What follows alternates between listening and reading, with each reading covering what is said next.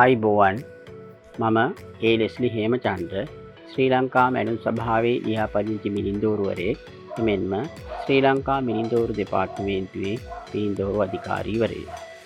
අද මෙම වීඩියෝ තුලින් බලාපොරොත්තු වන්නේ සංවර්ධන කාර්යයක් සඳහා මිලින්දෝරු සැලැස්මක් අනුමත කිරීමේ වැදගත්කම පිළිබඳවයි. සාමාන්‍යයෙන් අපේ ජනතාව පුරුදු වෙලා සිටින්නේ ඉඩමක් ආදිය මිලදී ගැනීමේදී ඉඩමේ ඔප්පුව සහ ප්ලෑන් එක බලලා ඉඩම මිලදී ගන්න බලනවා. නමුත් එහිදී ඒ සැලැස්ම සකස් කර දිනය ආදිය පිළිබඳවත් ඒ සැලැස්ම යම් කාර්යයකට යොදවා ගැනීමට ඇති හැකියාව නොහැකියාව පිළිබඳවත් කිසිම අවබෝධයක් ලබා ගන්න නැති අවස්ථා එීමට තිබෙනවා. කොවිට අපි ගොඩ ඉඩමක් මිලදී ගන්නේ නම් ඒ මිලදී ගන්නේ සාමාන්‍යයෙන් අපි සංවර්ධන කටයුත්තක් කිරීමට. සංවර්ධන කටයුත්තක් නොකලත් අඩු ගානේ බැංකු ණයක් ගැනීමට හෝ අපිට සිදුවෙන අවස්ථා වෙන්න පුළුවන්. එවැනි අවස්ථාවල තමන් මිලදී ගත්ත ඒ ඉඩම සංවර්ධන කටයුත්ත සඳහා අනුමැතිය ලබා තියෙන්න ඕනේ. බොහෝ විට අපි ඉඩමක් අඩමක් තියෙනකොට අපි ඒක තියලා බැංකු ණයක් ගන්න යනකොට බැංකුව බලාපොරොත්තු වන්නේ මේක සංවර්ධනය සඳහා උචිත ඉඩමක්ද කියලා සනාථ කරගන්න ඕනේ. නමුත් ඔවුන් ඒක සනාථ කරගන්නේ ඒ ඉඩම පිහිටි පළාත් පාලන ආයතනය විසින් එම ඉඩම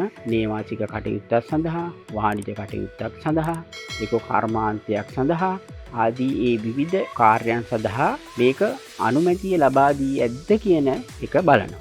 ඒ වගේම ඔවුන් ඒ ඉඩම සම්බන්ධයෙන් වීති රේඛා සහතිකයක් අවශ්‍ය වෙනවා, නොපෝරා ගැනීමක් සහතිකයක් අවශ්‍ය වෙනවා. ඒ සියලු දේ කරන්න මේ සැලැස්ම පළාත් පාලන ආයතනයෙන් අනුමත වෙලා තියෙනවා. අපි බොහෝ අය ඉඩමක් මිලදී ගනිද්දී මේ පිළිබඳ සැලකිලිමත් වන්නේ නැහැ. ඒ සැලකිලිමත් නොවීම හේතුවෙන් බොහෝ අගතියටපත් වෙන අවස්ථාවල් තියෙනවා. සමහරලාට තමන් ඉඩමක් මිලදී ගන්නේ මහා මාර්ගයක අයින තියෙන ඉඩමක් නම් ඒක බොහෝ කාලයකට පෙර සකස් කර සැලැස්මක් නම් ඒ සැලැස්ම පරිදි ඉඩම් මිලදීගෙන ඔක්කොම කරලා ඉවර වෙලා අපි හිතනවා මේක බොහෝ වටිනවා, මම ලොකු ලෝන් එකක් ගන්න යනවා කියලා බැංකුවට යනවා. බැංකුවෙන් කියනවා මේක අවුරුදු 10කට වැඩිය පරණයි මේ මිලින්දෝරු සැලැස්ම, මේක නැවත මැනගෙන සැලැස්මක් සකස් කරන්න කියලා. ඒ සකස් කිරීමේදී මේ මනින මිලින්දෝරුවරයාට හසු වෙනවා මේක මැන්නාම මේකේ තියෙන බිම් ප්‍රමාණය මේ තියෙන්නේ ඊට අඩු බිම් ප්‍රමාණයක් තියෙන්නේ. ඊට පස්සේ ප්‍රශ්නයක් ගිහුවට පස්සේ මේක ගැන සොයා බලනකොට අන්තිමට දැනගන්නවා ඒ ඉදිරියේ මහා මාර්ගයක් මොකක් හරි තියෙනවා නම් මේ මහා මාර්ගයේ සංවර්ධනය කිරීමේදී මේ ඉඩමේ කොටසක් මහා මාර්ගය සඳහා අත්පත් කරගෙන හෝ ක්ෂය වෙලා තියෙනවා. ඉතින් මුලදී ඉඩම ගන්නකොට මේ ඉඩම මැනුම් කටයුත්තක් කළා අවුරුදු 10කට වැඩිය පරණයි, ඒක හින්දා පරණ වුණත් නැති වුණත් අද කාලේ ඉඩම් වල මිල අනුව ඉඩමක් නැවත මැනලා තමයි බොහෝ විට ගන්නෙ. එතකොට එහෙම මැනලා ඉඩම අරගත්තා නම් ඒ අවස්ථාවේදී මේ කරුණු සියල්ල හෙළි වෙනවා. ඒ එක අවස්ථාව. තවත් අවස්ථාවල සමහරු ප්ලෑන් එක දකිනවා, ඒ ප්ලෑන් එකට අදාළ ඔප්පුව දකිනවා, ගිහිල්ලා වහම කිසිම පළාත් පාලන ආයතනයකින් අනුමත වෙලා තියෙනවද මොකක්වත් නැතුව ඉඩම මිලදී ගන්නවා. ඒතර ඉඩමේ මතු පිට සඳහන් බිම් ප්‍රමාණයට තමයි මුදල් හෝමාරුවක් වෙන්නේ. ඊට පස්සේ ඉඩම අනුමත කරන්න නගර සභාවට ගියා හෝ වෙනත් ප්‍රාදේශීය සභාවකට ගියාම ඒ ප්‍රාදේශීය සභාව විශේෂයෙන් නාගරික සංවර්ධන අධිකාරියේ රෙගුලාසි අනුව මේ ඉඩම බෙදී ඇද්ද කියලා යන්න පරීක්ෂා කරලා බලනවා. උදාහරණයක් විදිහට නගර සභාව මහනගර සභා සීමාවල් තුල ඉඩම් කොටස් වර්ග මීටර 150ක් එසේ නැත්නම් පර්චේස් 6ක් දක්වා කඩන්න දෙනවා. නගර සභා සීමාවල වුණත් සමහර තැන්වල සමහර ප්‍රදේශවල පර්චේස් 6 දක්වා කඩන්න දෙන්නේ නැති ප්‍රදේශත් තියෙනවා. උදාහරණයක් විදිහට කළුවල මහනගර සභා ප්‍රදේශයේ ස්ලිට් එක ආසන්න ප්‍රදේශයේ මං හිතන්නේ පර්චේස් 10කට අඩු බිම් ප්‍රමාණ කඩන්න දෙන්නේ නැති තත්ත්වයක් තියෙනවා. ඒ වගේම ප්‍රාදේශීය සභා සීමාවල් තුල සමහරලාට පර්චේස් 10, 15, 20 ආදී වශයෙන් හුඟක් අඩු ඉඩම් කොටස් කඩන්න ඉඩ දෙන්නේ නැහැ. කඩන්න දෙන්නේ පර්චේස් 10, 15, 20 වගේ ඒවා. මොකද ඒවට ජල සැපයුම් ඒ වගේ එහෙම නැති වුනහම ඒ වැසිකිළිය, ලිඳක් ආදී ඒවා සකස් කරන්න ඕනකොට ඒ තියෙන සෞඛ්‍ය ආරක්ෂිත දුර ප්‍රමාණ තියාගන්න ඉඩම ප්‍රමාණය ඒගොල්ලෝ විශාල කරලා තියෙනවා. ඉතින් අපේ අය සමහර වෙලාවට ඉඩම මිලදී ගත්තට පස්සේ එකපාරට අවුරුද්දක් දෙකක් ගිහලා හිතනවා මම මේකට ලෝන් එකක් ගන්න ඕනේ, බැංකුවට යන්න ඕනේ කියලා. ඒ බැංකුවට ගියාම කියනවා මේ සැලැස්ම අනුමත කරලා ගෙනාවොත් තමයි මේ ඉඩමේ ගන්න පුළුවන් ණය මුදලක්. ඊට පස්සේ දැන් ඉඩම මිලදීගෙන ඔක්කොම ඉවරයි. පෙර අයිතිකාරයාගේ සම්බන්ධතාවයක් නැහැ. දැන් ඉඩම අනුමත කරගන්න ගියාම නගර සභාවට නගර සභාවෙන් කියනවා මේක දාලා තියෙන පාරේ පළල අඩුයි, මේ පළල මෙච්චර පළල් වෙන්න ඕනේ. එහෙනම් මේ පාර පළල් කරන්න මේ ඉඩමේ කොටසක් දෙන්න වෙනවා. ඊට පස්සේ මේ ඉඩම එක මායිමකින් ඇලක් ගලා බසිනවා. ඒ ඇලට රක්ෂිත බිම්තූරු වෙන් කරලා නැහැ. ඊට පස්සේ නගර සභාවෙන් කියනවා මේකට මෙච්චර මීටර එකක් එකමාරක ඒක ඇල පළල වැඩි නම් ඊටත් වැඩි රක්ෂිත වෙන් කරන්න කියලා. ඊට පස්සේ මේකෙන් ඒකත් කරන්න වෙනවා. ඔන්න එතකොට තමයි ඒ ඉඩම මිලදී ගත්ත අයට අවබෝධ වෙන්නේ මම මිලදී ගත්තේ සම්පූර්ණ ඉඩම් ප්‍රමාණය. දැන් මට මේකෙන් පාර සඳහා කොටසක් දෙන්න වෙලා තියෙනවා. ඊට පස්සේ ඇලේ රක්ෂිත සඳහා කොටසක් දෙන්න වෙලා තියෙනවා. මේ වගේ ප්‍රශ්න එන්නේ.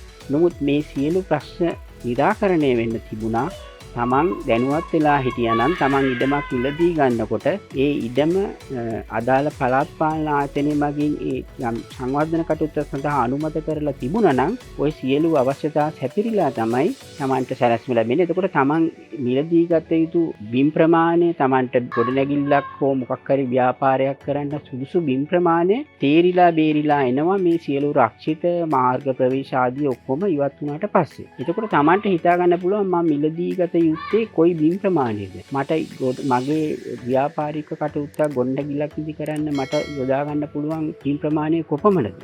මම සල්ලි දීත්තේ කොයි බිම් ප්‍රමාණයටද? මම ඇල සඳහා වෙන් කරපු රක්ෂිතයට සල්ලි දිය යුතුද? පාර සඳහා වෙන් කරපු රක්ෂිතයට මම සල්ලි දිය යුතුද? ඒ සියලු දේ කරගන්න පුළුවන් වෙන්නේ සැලැස්ම නගර සභාවෙන් හෝ පළාත් පාලන ආයතනකින් අනුමත කරපු සැලැස්මක් ගැනීමෙන් පමණයි. එසේ නොමැතිව ඔප්පුව දැකපු පමණින් සැලැස්ම දැකපු පමණින් මේ ගිහිල්ලා මේ ඉඩම මිලදී ගැන බොහෝ අය අපහසුවට අගතියට පත් වූ අවස්ථා එමට තියෙනවා. ඒ අවස්ථාවේදී ඉඩමේ මුල් හිමිකරු කිසිම වගකීමක් දරන්නේ නැහැ. ඔහු කියාවි එහෙමනම් ඔබට මේ ඉඩම මැල්ලා ගන්න තිබුණානේ, අනුමත කරලා ගන්න තිබුණානේ. එතකොට දැන් තේරෙන්නේ ඉඩම මිලදී ගන්නා වූ අයගේ නොදැනුවත්කම, ඒ අය ඒ ඉකන සොයා බැලීම නොබැලීම හින්දා තමන් විහිම්ම අගතියට පත් වී ඇති බවයි තියෙන්නේ. ඒ නිසා ඉඩමක් මිලදී ගැනීමේදී ආදීදී ඒ අදාළ පළාත් පාලන ආයතනයේ ඒ සංවර්ධන කුමන හෝ සංවර්ධන කටයුත්ත සඳහා ඒ සැලැස්මට අනුමැතිය ලබා තිබීම ඉතාමත්ම වැදගත් වන බව අපි දැනගත යුතු කරුණක්. ඔබටම හිමි ඉඩමක් සම්බන්ධයෙන් ඔබ යම් ආකාරයක ඉඩමක් අතුරු බෙදීමක් කරලා එක්කෝ නැත්නම් දැනට තියෙන සැලැස්මක් අනුමත වෙලා නැත්නම් ඒක අදාළ පළාත් පාලන ආයතනයෙන් අනුමත කරගන්න ඕනේ. ඒ අදාළ පළාත් පාලන ආයතන වලින් බින් කැබලි සැලසුම් අනුමැතිය ලබා ගැනීම සඳහා අයිතිපත් තියෙනවා. මේ මම ඉරේ පෙන්වන ආකාරයේ පොතක් වගේ තියෙනවා. එතකොට ඒක සහ සැලැස්ම මිලින්දෝරු සැලැස්ම මිලින්දෝරුවරයෙකුට දුන්නාම මිලින්දෝරුවරයා ඒකේ අදාළ පරිදි ඒක පුරවලා දීලා සහතික කරනවා. ඔබ ඒක ගිහිල්ලා පළාත් පාලන ආයතනයට බාර දෙන්න ඕනේ. පළාත් පාලන ආයතනයේ ඉන්න තාක්ෂණික නිලධාරීන් එහෙම ඇවිල්ලා ඔබ ඉඩමට ඇවිල්ලා භෞතිකව මේ තත්ත්වය පරීක්ෂා කරලා බලලා ඒක නගර සභාවේ තියෙන සැලසුම් කමිටුවට වාර්තා කරනවා. තාක්ෂණික නිලධාරීවරයා විසින් ඉඩම භෞතිකය පරීක්ෂා කර බැලීමෙන් පසුව ඔහු විසින් භෞතික තත්ත්වය ඒ ලිපි ලේඛනවල වාර්තා කරනවා.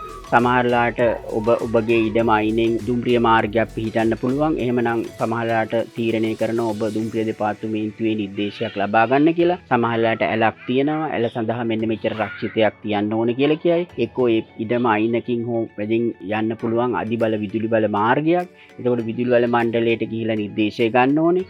ඒ වගේ ආයතන වල නිර්දේශ අරගෙන අවසන් වශයෙන් මේ සියලු දේවල් සලකා බලලා නාගරික සංවර්ධන අධිකාරී නිලධාරීන්ට සහිතව එක් එක් ප්‍රාදේශීය සභා, නගර සභා, මහනගර සභා වල රැස් වෙන සැලසුම් කමිටුව විසින් ඔබට යම් යම් කොන්දේසි යටතේ මේක සංවර්ධනය කිරීමට අනුමැතිය ලබා දෙනවා. ඒක තමයි මිලින්දෝරු සැලැස්මේ සංවර්ධන අනුමැතිය ලබා ගැනීම කියලා කියන්නේ. එහෙම සංවර්ධන අනුමැතිය ලබාගත් ඉඩමකට තමයි බැංකුවක් විසින් ණයක් දෙන්නේ. ඔබ යම් කිසි කාර්යයකට ණයක් ඉල්ලනවා නම් ඒ කාර්ය සඳහා අනුමැතිය ඔබ හිතමු කර්මාන්ත ශාලාවක් දාන ඉඩමකට ඔබ ණයක් ඉල්ලනවා.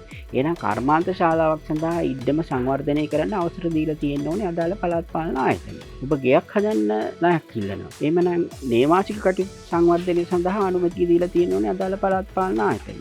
ඔබ නේවාසික සහ වාණිජ්‍ය යන කටයුතු දෙකක් සඳහා උපයෝගී කරගන්න. ඒ කියන්නේ ගෙයක්කුත් කඩේකුත් එක්ක ඒ වගේ මිශ්‍ර කාර්යයක් සඳහා ඔබ ණයක් ඉල්ලනවා. එතකොට අදාළ පළාත් පාලන ආයතනයේ ඒ සැලැස්ම අනුමත කරලා තියෙනවා මිශ්‍ර නේවාසික කටයුතු සඳහා කියලා. එතකොට වාණිජ්‍ය සහ ඒ සඳහා වාණිජ්‍ය කටයුතු සඳහා පමණක් නම් වාණිජ්‍ය කටයුතු සඳහා කියලා අනුමැතිය. මිලින්දෝරු සැලැස්මක අනුමැතිය ලබා ගැනීම ඉතාම වැදගත්. ඔබ ඉඩම මිලදී ගැනීම අත්කර ගැනීමකොට සැලැස්ම අදාළ පළාත් පාලන ආයතනයෙන් අනුමත කරලාද කියලා සොයා බැලීම ඉතා වැදගත්ම කරුණක්සේ මම කියන්න කැමතියි.